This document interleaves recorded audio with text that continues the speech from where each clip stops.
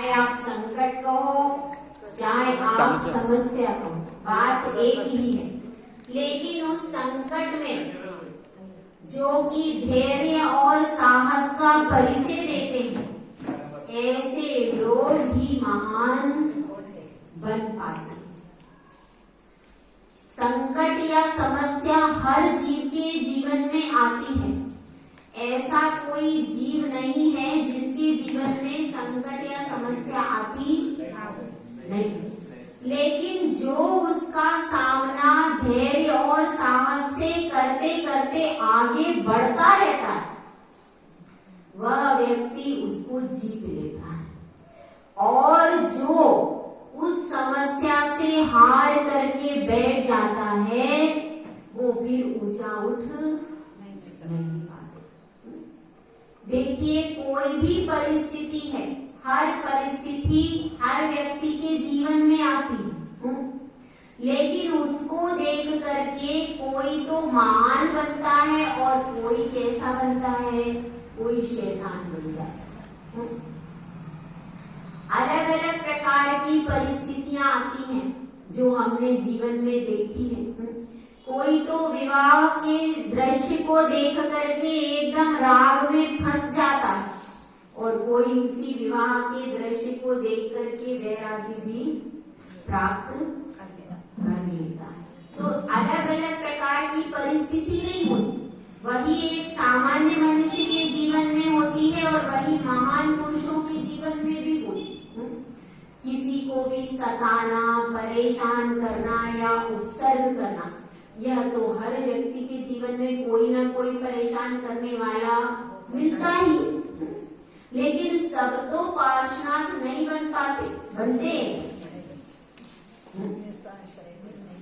वैसा उनके जीवन में भी वैसी परिस्थिति आई, उनको भी प्राण के हरण तक का संकट उत्पन्न हुआ, लेकिन उसके बाद भी उन्होंने अपने धैर्य और साहस से उस परिस्थिति का मुकाबला किया, तो वे क्या बन गए, पार्षनाथ।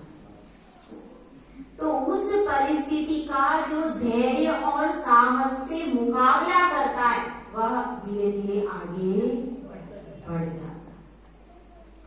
परिस्थितियां वही होती है, परिस्थितियों में, समस्याओं में, संकट में ज्यादा अंतर नहीं होता, लेकिन उसको कैसे उसका सामना किया, कैसे उसका सामना किया और सामना करने के बाद भी आगे बढ़ते रहना है, वह जीतता है। जैसे कि पार्षनाथ भगवान, कमठ ने उन्हें हर प्रकार से परेशान किया, उपसर्ग किया, लेकिन उसके बाद भी पार्षनाथ भगवान ने अपने आत्म परिणामों की विशुद्धि को बढ़ाया, उसको नीचे नहीं होने दिया। तो वह अपने आप बाहर से तो स्थिर बैठे ही है, लेकिन अंदर से अपनी आत्म विशुद्धि को बढ़ाते जा रहे, बढ़ाते जा रहे, बढ़ाते जा रहे।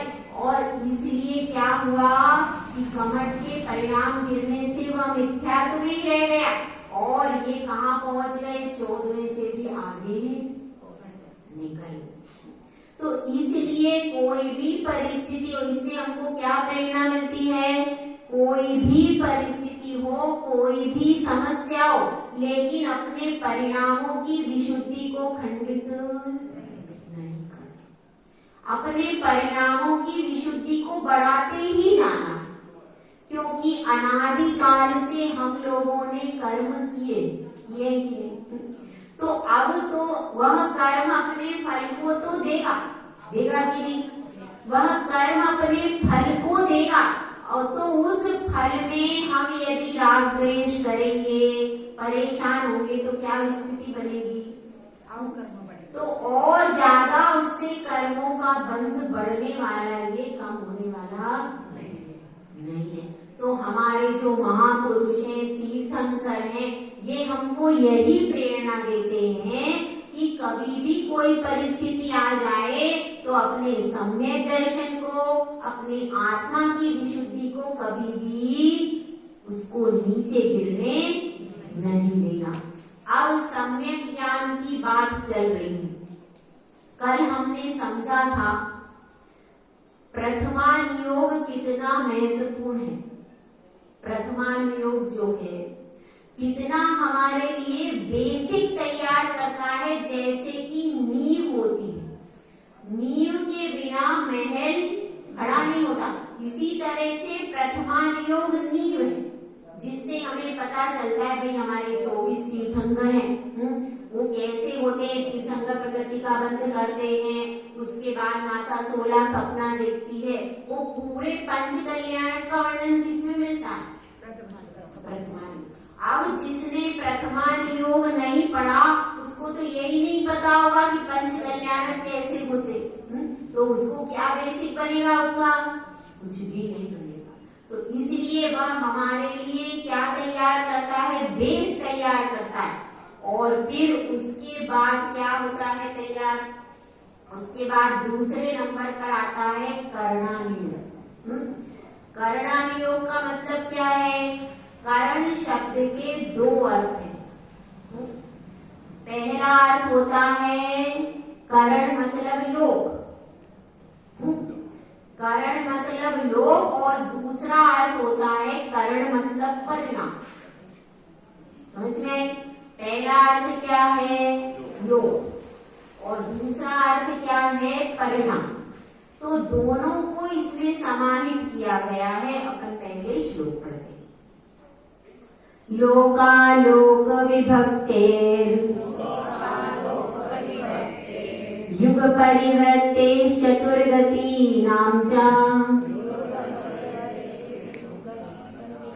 आदर्शमेव तथामेव रवेति करणानुयोगं च।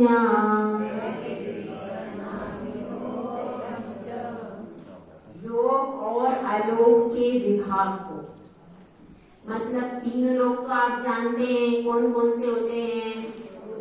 ऊर्ध्वलोक, मध्यलोक और अधोलोक। और साथ में अलोकाकाश को भी लेना है। अलोकाकाश जो होता है उसको भी लेना, यानी लोक और अलोक के विभाग को। और दूसरी क्या बताए? युग परिवर्तन। युग किसको कहते हैं बताओ? किस काल को कहते हैं?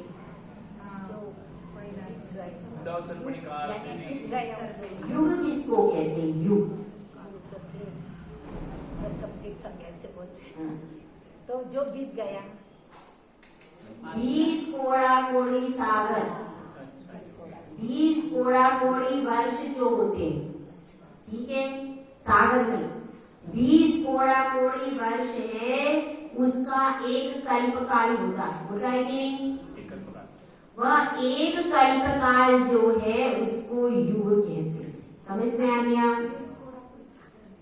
हाँ, सागर ही है। 20 कोड़ा कोड़ी सागर ही है। 20 कोड़ा कोड़ी जो सागर होता है उसका एक कल्पकाल होता है, और वह कल्पकाल क्या कहलाता है? एक युग कहलाता है। ठीक है ना? 20 कोड़ा कोड़ी सागर, जिसमें कि उत्सर्पणी काल भी है और अवसर्पणी काल भी है, वो पूरा मिलकर के क्या कहलाता है? एक युग। तो युग परिवर्तन यानी क्या मतलब? युग का परिवर्तन। अब उस युग में क्या क्या आएगा? जो 6 काल होते हैं, कौन कौन से होते हैं? उत्सर्पणी के भी होते हैं और अवसर्पणी के भी। अभी कौन से चल रहे हैं? अभी अवसर्पणी के चल रहे हैं। हाँ, अवसर्पणी के बताओ प्रतिभा। सुक्मा सुक्माम, सुक्माम, सुक्मा दुक्माम, दुक्मा दुक्मा, दुक्मा और दुक्मा दुक्मा। ये क्या हो गए? अवसर्पणी के। अब उत्सर्पणी की कौन बताएगा? आप बताओ, शुल्बा जी आप बताओगी। उत्सर्पणी आते हैं? किसको आते हैं? उत्सर्पणी वाले उल्टा चलना है, बोलो। आप बताओ। सुक्मा दुक्मा नहीं, दुक्मा नंतर सुक्मा नहीं, दुक्मा पहले दुक्मा दुक्मा, उसके बाद दुक्मा, उसके बाद दुक्मा सुक्मा, फिर सुक्मा दुक्मा, बाद सुकमा और उसके बाद सुकमा सुकमा, ये होगा, उसके उल्टा चलता है। तो ये दोनों जो हो जाते हैं, ये 6 काल का परिवर्तन। परिवर्तन कैसा होता है, लिखा है ना इसमें, युग परिवर्ते। परिवर्तन का मतलब क्या है कि उसमें जो पहला काल है, जैसे पहला काल कर ले सुकमा सुकमा, ठीक है, अब सुकमा सुकमा खत्म हो गया, इसके बाद में क्या आएगा, सुकमा। अब लेकिन पहले जो उसमें उत्कृष्ट ऊंचाई थी, क्योंकि सुकमा सुकमा काल में रहती भोग भूमि, तो अब उस भोग भूमि में जो जीवों की ऊंचाई थी, जो जीवों का क्या था, सौंदर्य था, ऊंचाई, बल, सौंदर्य, बुद्धि, यह सब कुछ जो सुकमा सुकमा काल में थी, उससे सुकमा काल में घट गई, कम हो जाए। उनका तेज, उनका वो सब कुछ क्या हो जाएगा, कम हो गया। अब तीसरे नंबर पे कौन सा काल आया, सुकमा काल। अब जो सुकमा काल में जो चीजें थी, आयु, बल, ऊंचाई, सौंदर्य, ये सारी चीजें थी, यह सारी चीजें सुकमा दुखमा में और कम हो। फिर उसके बाद आया दुखमा सुकमा, उसमें और कम हो। इस तरह से फिर दुखमा आया, उसमें और कम हुई, और दुखमा दुखमा में तो बिल्कुल ही निकृष्ट स्थिति हो जाए। तो इस तरह से क्रम से घटती जाती है। इसमें अवसर में अभी कौन सा चल रहा है, गुंडावसर। तो इसमें क्या होता है, पहले से अपन घटते घटते आए। अब जैसे अपन देखते हैं आदिनाथ भगवान की ऊंचाई कितनी थी, 500 धनुष, और उस समय सोने का रंग भी होता था, नील वर्ण के भी होते थे, श्याम वर्ण के भी होते थे। अब क्या होते हैं, अब तो सिर्फ गोरे और काले ही नीले शेड्स होते हैं, और बाकी सब रंग, पहले तो सब रंग के मनुष्य होते थे। तभी तो अपने भगवान है, 2 हरिया, 2 गोरे, 2 सांवले, 2 हरिया, 2 लाल। तो ऐसा पहले होता था, पर अब ये कोई भी रंग होने बंद हो गए। तो इस तरह से क्या हो रहा है, धीरे धीरे हर चीज घटती जाती है। लेकिन उस सरपणी में क्या होता है, उस सरपणी में चीजें, आयु, बल, ऊंचाई, ये सब क्या पहले नीचे से शुरू करती है। काय से शुरू होगा, दुखमा दुखमा, तो वहां पर क्या होगा, कम हाइट होगी, कम सौंदर्य, कम बल, फिर उसके बाद धीरे धीरे सब कुछ बढ़ता चला जाए। तो वह कब होगा, इसके बाद होगा, यह अवसरपणी कंप्लीट होगा, इसके बाद वो सरपणी वाला है। तो अब उसमें क्या होता है, इसको क्या कहते, इसको कहते युग परिवर्तन। अब ये उत्सर्पणी, अब ये अवसरपणी हो गया, ये 30 कोड़ा कोड़ी सागर का ये बन गया। अब इसके बाद फिर दोबारा आएगा, दोबारा इसके विपरीत आएगा, नीचे से प्रारंभ करेंगे, फिर वो एक युग। तो 20 कोड़ा कोड़ी सागर का जो होता है उसको कहते हैं एक युग, मतलब एक युग बीत गया। जब 20 कोड़ा कोड़ी सागर कंप्लीट हुए, मतलब क्या हुआ, एक युग। और उसके अंदर ये सारे 6 काल आ जाते, तो इनमें परिवर्तन जो होता है, तो इसको दर्शाता है कौन, करना युग। एक काल 10 कोड़ा कोड़ी, दोनों मिलकर 20 कोड़ा। हाँ, एक उत्सर्पणी और अवसर्पणी का है, तो 10 कोड़ा कोड़ी सागर का क्या हो गया, एक अवसर्पणी, और 10 कोड़ा कोड़ी सागर का एक उत्सर्पणी। ऐसे हो गया ना, 4 3 2 1 के हिसाब से बना। एक कोड़ा कोड़ी में फिर उसमें दूध ने वर्ष कम कर लेते। तो अब यहाँ पर बात चल रही है युग परिवर्तित और चतुर्गति, 4 गतियां होती। कौन कौन सी होती हैं, बोलो सब लोग। ये सबको मालूम है, तो सबको आता है। 4 गतियां होती हैं, तो 4 गतियां जो होती है, इनका भी चारों गतियों का वर्णन किसमें आता है, कर्णाली योग के अंतर्गत। और किस प्रकार से, आदर्श में तथामति। आदर्श का अर्थ होता है दर्पण। आदर्श का मतलब क्या है, यहाँ पर जिस प्रकार से दर्पण होता है, दर्पण सामने रखते और उसमें प्रतिबिंब दर्पण को सामने रखने पर उसमें प्रतिबिंब दिखाई देता है, तो उसको क्या कहते हैं? कर्णानुयोग। कर्णानुयोग उसमें जैसे दर्पण में सब कुछ झलकता है, जो सामने होता है वो सब झलकता है, उसी प्रकार कर्णानुयोग नामक दर्पण में तीनों लोक, आलोक और युग, उत्सर्पणी अवसर्पणी काल में ये जो परिवर्तन हो रहा है ये सारा, और क्या दिखता है? चार गतियों का पूरा चित्र उसके अंदर दिखता है। इसका मतलब क्या है? आचार्यों ने सब कुछ उसके अंदर लिख दिया। तो इसमें क्या क्या आता है? देखो, इसमें आता है त्रिलोकसार, त्रिलोकसार ग्रंथ आता है, त्रिलोय पंडिती ग्रंथ आता है इसमें, और कौन कौन से आते हैं? और गणित भी आता है। एक करण के तीन अर्थ होते हैं, एक तो होता है लोक, और एक होता है परिणाम, और एक होता है गणित। गणितानुयोग भी इसी के अंतर्गत आता है। समझ में आया? व्याकरण किसमें आता है? व्याकरण इसमें नहीं, गणित इसमें नहीं, तो इसमें समझ में आया ना। और कर्म कांड, जीव कांड, ये सब भी इसके अंतर्गत ही, क्योंकि कर्म अपने परिणामों को सुधारना, गुणी स्थान इसमें आता है, 24 थाना इसमें आता है, मार्गणाओं का वर्णन आता है, वो सारा इसके अंतर्गत आता है। मतलब इसका बहुत वास्ट, बहुत बड़ा, और इसमें मन लग जाता है।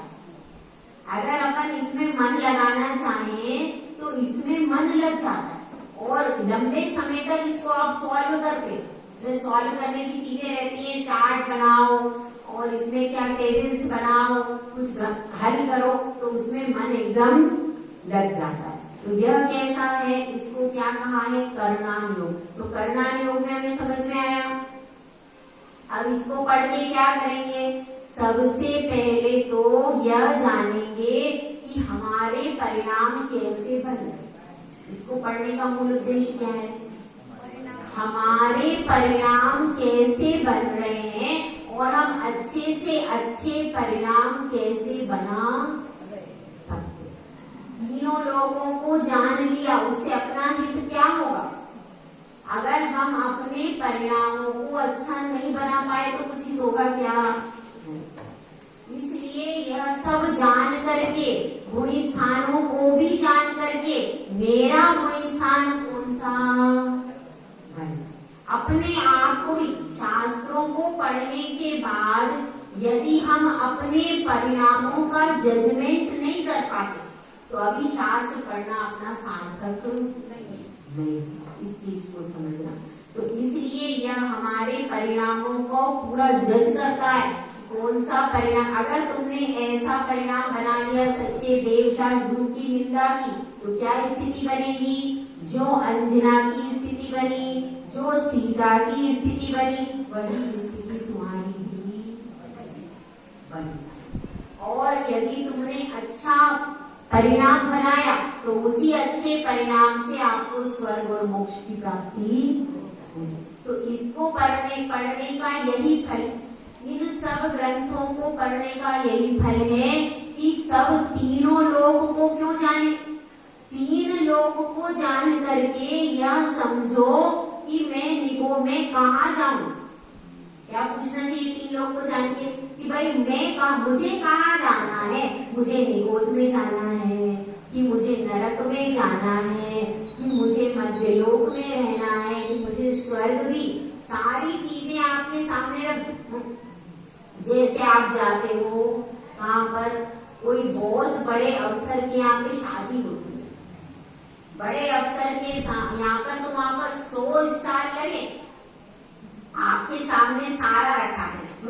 यहाँ पर पूरे मिष्ठान के 10 स्टाल है, उसके बाद नमकीन के 10 स्टाल है, इस प्रकार से शराब के उसके यहाँ 20-20 स्टाल है।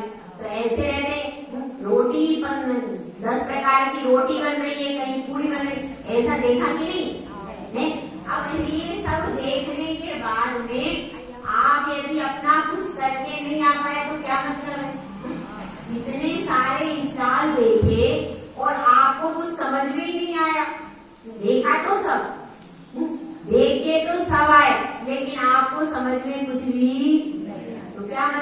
अंदर जाने का। इसी तरह से यहाँ पर भी 3 लोग पूरे देख लो और कहाँ जाना है ये भी अपना सोच लो, कौन कहाँ पर तुमको जाना। नीचे की भी जगह पूरी बता दी, पूरा तीनों लोग आलोक सब दिखा दिया। आलोक में तो जा ही नहीं सकते, आलोक है तो लोक में अब आपको कहाँ जाना है पहले ये निश्चित करो, फिर वहां जाने के लिए अपने परिणाम भी वैसे बनाने पड़ेंगे। तो ये इसको देख करके यह समझ में आता है, यदि हमें ज्ञान ही नहीं होगा, तीनों लोग का ज्ञान नहीं होगा, कहाँ सिद्धि शिलाएं यही नहीं ज्ञान होगा तो फिर जाएंगे कहाँ? अपना स्थान भी तो पता होना चाहिए। जैसे अब आजकल की बेटियां होती हैं बड़ी समझदार होती हैं, पहले अब जब विवाह की बात चलती है तो पहले कहती है हमें पहले घर देखना है, गांव में तो लड़का नहीं रहेगा, कहाँ रहना चाहिए, पहले घर जाके देखेगी, गाड़ी जाके देखेगी, लड़का बाद में देखेगी। पहले क्या चाहिए उसको, पहले बंगला देखेगी, गाड़ी देखेगी, जब बंगला गाड़ी जम गई तो फिर उसके बाद लड़का देखेगी। और अगर लड़का अच्छा है बंगला गाड़ी नहीं है तो क्या होगा? तो अब ऐसी बात यहाँ पर चल रही है कि यहाँ पर भी सारे अपने रहने का स्थान हर व्यक्ति अपना देखना चाहता भी, जहाँ पर मुझको रहना है वो स्थान कौन सा। तो यहाँ पर भी आचार्य श्री ने पूरे आपको तीनों लोग दिखा दी, भाई देख लो कौन सा स्थान तुम्हें पसंद आ रहा है, कहाँ पर तुमको बंगला बनाना है, जहाँ पर चाहोगे वहां पर बंगला बना सकते हो। मनुष्य गति में सब जगह जा सकते हो, चारों दरवाजे खुले, नीचे जाना हो तो नीचे चले जाओ, ऊपर जाना हो तो ऊपर, और मोक्ष भी जा सकते हैं। यहाँ पे नहीं जा सकते पंचम काल में, मगर विदेश क्षेत्र से तो जा ही रहे, गति तो है। तो इस तरह से यहाँ पर भी पूरी सामग्री आपके सामने है। अब आपको कौन सी सेलेक्ट करनी है ये आपके ऊपर है।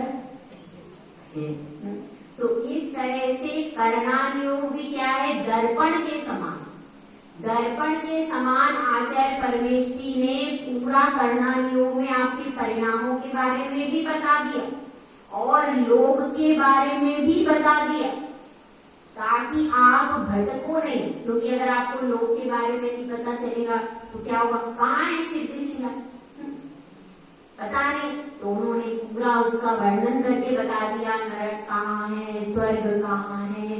तो इन सब चीजों को यदि आज उनको नहीं बताया होता तो हम ही भटक रहे होते, कैसे पता करते कहाँ क्या है। तो यह जो उन्होंने वर्णन दिया है इसके आधार से ही हम अपने परिणामों को उज्जवल बना देंगे। ठीक है, एक गाथा और लेते। अब ये करणान योग का लक्षण हो गया। अब इसके बाद बता रहे चरणान योग का सर्थ। देखो गाथा नंबर है 45। ग्रह मेध्य नकाराणाम चारित्रोत्पत्ति वृद्धि रक्षांगम चरणान योग समयम सम्यक् ज्ञानं विजानाति। इसमें देखिए, ग्रह मेध्य नगाराणाम, घर में रहने वाले, और अनगाराणाम, अनगाराणाम यानी मुनियों के, घर में रहने वाले और जो अनगार यानी जो घर के बाहर रहते, ऐसे मुनि आरिका क्षुल्लक क्षुल्लिका, उनकी बात चली। क्योंकि 11 प्रतिमाधारी वाला ही घर छोड़ करके रहता है, बाकी 10 प्रतिमाधारी तक घर में रहने का विधान है। तो यहाँ पर आ जाएगा। इसके बाद क्या बताया, चारित्रोत्पत्ति, उनमें और किसमें, श्रावक में और साधु में, साधु में सब आ जाते हैं। तो श्रावक और साधु में चारित्र की उत्पत्ति, वृद्धि और रक्षा, इस सबको कौन बताता है, चरणान योग संयम। चरणान योग संयम का अर्थ हुआ शास्त्र। चरणान योग जो शास्त्र है वह क्या बताता है, वह सम्यक ज्ञान के द्वारा बताता है। क्या क्या बताता है, और साधुओं के लिए क्या बताएगा? चारित्र की उत्पत्ति, उसकी वृद्धि और उसकी रक्षा, इन सब को बताता है कौन? सम्यक ज्ञान। सब चरणानुयोग शास्त्र के द्वारा सम्यक ज्ञान बताता है। तो इसको समझने का प्रयास करें। गृहस्थ के लिए मतलब घर में रह करके भी चारित्र का पालन किया जा सकता है। कहाँ से? अष्ट मूल गुण से लेकर के 10 प्रतिमा तक कहाँ रहता है व्यक्ति? घर में रह सकता है। आज सप्त व्यसन के त्याग से शुरू होता है, ठीक है? और कहाँ तक चलता है गृहस्थों का चारित्र? 10 प्रतिमा। उसके बाद 11वीं प्रतिमा वाला जो है, 11वीं प्रतिमा वाला श्रावक कहाँ रहता है? गुरूप कंठे व्रतानि परिग्रह, मतलब वह गुरु के चरणों में जाकर के 11वीं प्रतिमाधारी श्रावक गुरु के चरणों में जाकर के और व्रतों को ग्रहण करके उनके गुरु के पास में ही रहता है। कौन? 11वीं प्रतिमाधारी, ठीक है? तो यहाँ पर उसकी भी बात चल रही है, मतलब गृहस्थ भी हो गए 11 प्रतिमाधारी श्रावक और मुनि और आर्यका, ठीक है? समझ में आ गया ना कौन कौन घर के बाहर रहेगा? 11 प्रतिमाधारी श्रावक, मुनि और आर्यका। ये सब कहाँ रहेंगे? ये सब घर छोड़ करके संघ में ही रहेंगे। इनकी बात चल रही है। तो इनके अंदर क्या होता है? चारित्र की उत्पत्ति कैसे होती है यह भी बताता है और उसकी वृद्धि भी होती जाती है। किसी ने एक प्रतिमा ली या अष्ट मूल गुण लिया तो फिर बाद में उसने एक प्रतिमा का पालन किया, फिर 2 प्रतिमा का, इस तरह से धीरे धीरे उसको बढ़ाता जाता है। कैसे? चरणानुयोग बताता है कि कैसे आप स्टेप बाय स्टेप आगे बढ़ सकते हैं। इस चीज को यह चरणानुयोग बताता है। अगर चरणानुयोग नहीं होता तो क्या होता भाई? क्या होता अपना? चारित्र में अच्छे नहीं लाते, कुछ भी नहीं कर पाते, क्योंकि देव दर्शन भी अष्ट मूल गुण में आता है। फिर सब स्वच्छंद होते। कोई भी अपनी जो रूल्स रेगुलेशन है, जैन धर्म का कानून क्या है भाई? चरणानुयोग है। बाहर का जो लॉ लगे हैं ना, जो कानून है, देश का कानून है, देश का संविधान है, इस तरह से जिन धर्म का संविधान क्या है? चरणानुयोग है। यहाँ पर बताते हैं ये रूल्स हैं, ये रेगुलेशन है। यदि आपने अष्ट मूल गुण का पालन किया, सप्त व्यसन का त्याग किया, तो आप क्या कहलाओगे? श्रावक। तब आप श्रावक कहलाने के लिए क्या होगे? तब आप श्रावक की पोस्ट पे आओगे। यदि आपने यह सब बिल्कुल भी पालन नहीं है तो वह श्रावक है क्या? वह अभिश्रावक। तो इस तरह से पहली स्टेप से लेके लास्ट श्रावक की स्टेप कौन सी है? 11 प्रतिमाधारी श्रावक। यह लास्ट स्टेप है श्रावक की। तो पहली स्टेप से लेकर के लास्ट स्टेप तक वह पूरे चारित्र को संभालता है। ये हो गया कौन सा था चारित्र? श्रावक का चारित्र। उसके बाद आएगा अनगार। तो अनगार में मुनियों का आता है, ठीक है? तो इस तरह से पूरे चारित्र का, क्योंकि मूलाचार आदि है वो पूरे किसके लिए? महाव्रतियों के लिए। मूलाचार में वर्णन महाव्रतियों का है और प्रतिमाओं का वर्णन किसमें मिलता है? रत्नकरण शावकाचार आदि है, वसुनंदी शावकाचार है। इन सब में अष्ट मूल गुण से लेकर के 11 प्रतिमाओं का विशद वर्णन इसमें पाया जाता है। इसमें भी पूरा वर्णन आएगा। तो इस तरह से पूरी एक श्रावक भी चाहे तो वह मोक्ष मार्ग पर चल सकता है, और मुनि आदि तो चलते ही, उनके लिए शास्त्र अलग है और श्रावक के लिए शास्त्र अलग है। उनके लिए श्रावकाचार है और उनके लिए मूलाचार है। तो दोनों का वर्णन किसमें आएगा? चरणानुयोग जो ग्रंथ है उनमें इन दोनों के बारे में वर्णन आता है। जय बोलो आचार्य सुंदर सागर महाराज जी।